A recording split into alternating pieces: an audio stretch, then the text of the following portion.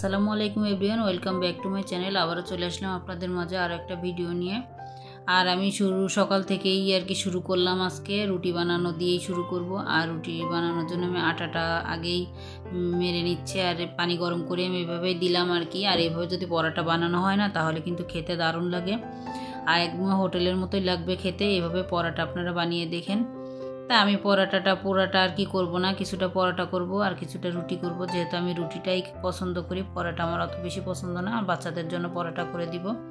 আর এই পর্যায়ে একটা লাইক চেয়ে নিচ্ছি, প্লিজ আপু ভাইয়ের একটা লাইক দিয়ে ভিডিওটা কন্টিনিউ করে নেবেন। আর যদি আমার ভিডিওর কোনো অংশ ভালো লাগে তাহলে আমার চ্যানেলটা সাবস্ক্রাইব করে আমার পাশে থেকে যেতে পারেন। আর যেহেতু নতুন চ্যানেল খুলেছি তা তো অবশ্যই আপনাকে একটু সাপোর্ট করতেই হবে। আপনারা যদি সাপোর্ট না করেন, আমাকে ভালো না বাসেন, তাহলে তো আমি এগিয়ে যেতে পারবো না। তার জন্য আপনাদের কাছে আগে আমি লাইকটা চেয়ে নেই, কিছু মনে করবেন না। আর এই যে আমি এখন রুটি বানিয়ে নিচ্ছি, আর একটা একটা করে রুটি বানিয়ে নিব, বানিয়ে নিয়ে তারপরে ভেজে নিব। আর যদি অল্প সময়ের ভিতর বানাতে চান আর শর্টকাটে বানাতে চান, তাহলে এভাবে আমি যেভাবে করতেছি আমারটা দেখে আপনারা, যারা জানেন তারা তো জানেন, আর যারা না জানেন তারা আমারটা দেখেই করতে পারেন, তাহলে শর্টকাট হয়ে যাবে।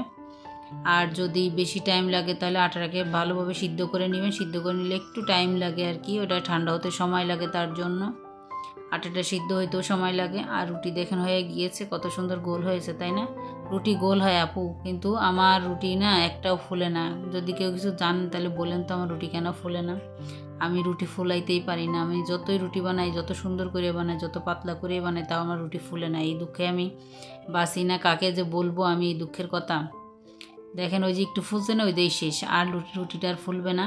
এই যে এখন তেল দিয়ে দিলাম, আর তেলটা দিয়েই আমি পরোটাটা করে নিচ্ছি। আমার বাচ্চাদের জন্যই করতেছি পরোটা, আর আমার জন্য তো আমি রুটি করেই নিব। আর এই যে, আর গ্যাস তো নাই, গ্যাসের যে অবস্থা তা বলার মতো না, খুবই কষ্টে আছে গ্যাসের জন্য।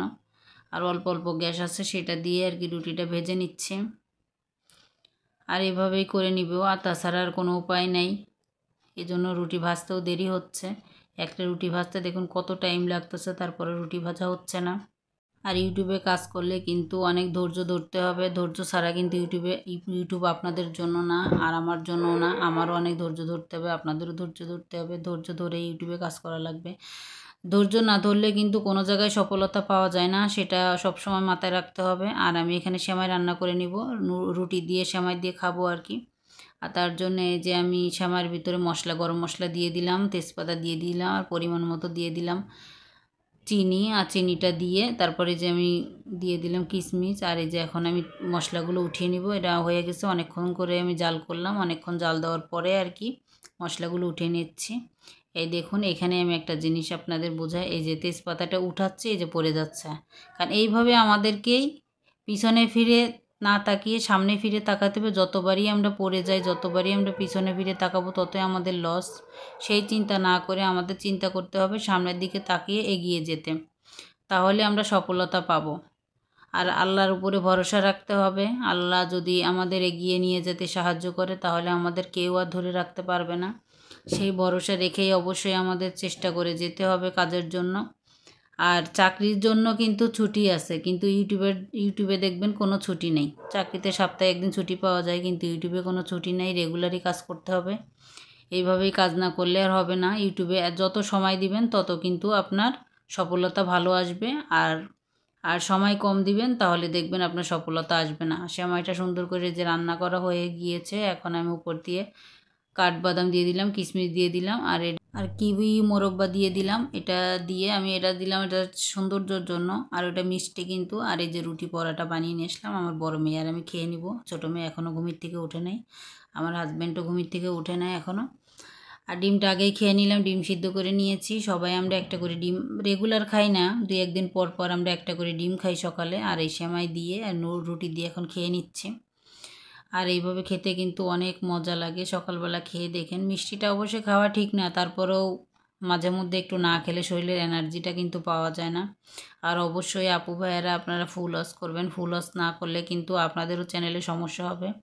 আর যারা সাবস্ক্রাইব করবেন আমাকে বন্ধু করবেন, শুধু আমার না, যাদের চ্যানেলেই সাবস্ক্রাইব করবেন বন্ধু করবেন, ফুল ভিডিও দেখবেন। আর ফুল ভিডিও না দেখলে কিন্তু আপনার চ্যানেলের সাবস্ক্রাইব কাটা যাবে, সেটা অবশ্যই খেয়াল রাখতে হবে। আর সাবস্ক্রাইব যদি আপনারা কেটে চলে যান, অনেকে আছে দেখি সাবস্ক্রাইব কেটে দেয়, আর সাবস্ক্রাইব কেটে দিলে বন্ধু থেকে যদি সরে যান আপনারা অবশ্যই কিন্তু আপনার চ্যানেলটা সাবস্ক্রাইব কাটা যাবে, এটা খেয়াল রাখবেন।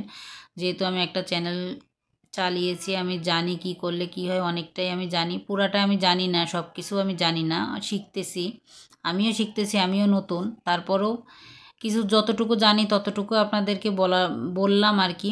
যদি আপনারা মানেন ভালো, না মানলে আর কিছু করার নেই। আর ফুল ভিডিও না দেখে সাবস্ক্রাইব করলে কিন্তু অবশ্যই আপনার চ্যানেলে সাবস্ক্রাইব কাটা যাবে, এটা অবশ্যই মাথায় রাখতে হবে। আর অনেকে আছে সাবস্ক্রাইব কেটে দেয়, কেটে দিবেন না। আমার একটু সময় লাগলেও অবশ্যই আপনাদের চ্যানেলে আমরা যাব ফিরে, যে আপনাকে আমি অবশ্যই বন্ধু করব। কিন্তু আমার এই যে 1 দিন 2 দিন সময় চলে গেলে তখন যে আপনারা আমার সাবস্ক্রাইব কেটে দেন যে আমি এখনও যাইনি চ্যানেলে, এই ভাবনাটা কখনো মাথায় রাখবেন না। একটু সময় লাগলেও অবশ্যই আমি যাব, মাথায় রাখবেন। আর এখানে যে আমি বট রান্না করে নিচ্ছি, 2 কেজি বট নিয়ে এসেছিলো, আমি কেটে ধুয়ে আমি ভাগ করে ফ্রিজে রেখে দিয়েছি কিছুটা, আর কিছুটা রান্না করতেছি। আর এখানে যে মশলাপাতি দিয়ে দিচ্ছি, সব কিছু গরম মশলা যত ধরনের মশলা আছে সবই দিয়ে দিলাম। আর দিয়ে আর ভালোভাবে এটা ম্যারিনেট করে রাখতে পারেন, ম্যারিনেট করে রাখলে কিন্তু খেতে আরও বেশি ভালো লাগে। কিন্তু আমি আর ম্যারিনেট করে রাখবো না, সঙ্গে সঙ্গে রান্না করে নেব। আর এটা আমার রাত্রের ভিডিও দেখে ভিডিওটা এরকম একটু হয়েছে ঘোলাটে ঘোলাটে।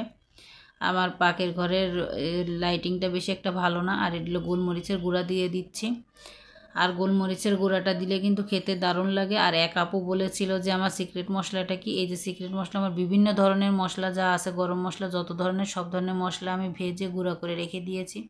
আপুটার নাম আমি ভুলে গিয়েছি এখন এই মুহূর্তে, মনে পড়তেছে না।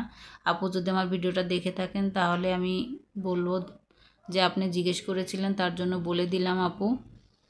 আর এই যে এখন গরম মশলা সব কিছু দেওয়ার পরে আদা রসুন জিরার পেস্ট দিয়ে দিলাম সরিষার তেল। আর আপনারা যদি সয়াবিন তেল খান সেটা খেতে পারেন, কিন্তু সরিষার তেল খেলে কিন্তু গ্যাস্ট্রিকের সমস্যাটা অনেকটাই কমে যায়, সেটা তার জন্যই আমরা খাই। আগে আমরাও সয়াবিন তেল খেতাম, আর সয়াবিন তেল এখন যে খাই না তা না, আমরাও খাই।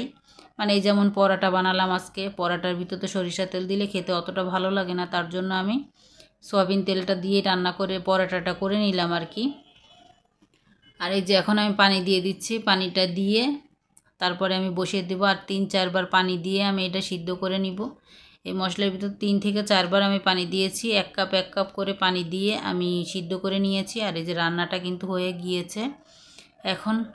এখন আমি চুলাটা অফ করে দিব। আর আপনারা সবাই ভালো থাকবেন, সুস্থ থাকবেন, আমাদের জন্য দোয়া করবেন। আর শাকভাজি করে নিব, এটার সঙ্গে শাকভাজি করে আমরা এই যে দুপুরের খাবারটা খেয়ে নিব। রাত্রে রান্না করে রেখেছিলাম, এটা দুপুরের জন্য রান্না করেছি। আজকের মতো এখানে বিদায় নিচ্ছি। আল্লাহ হাফেজ, আসসালামু আলাইকুম।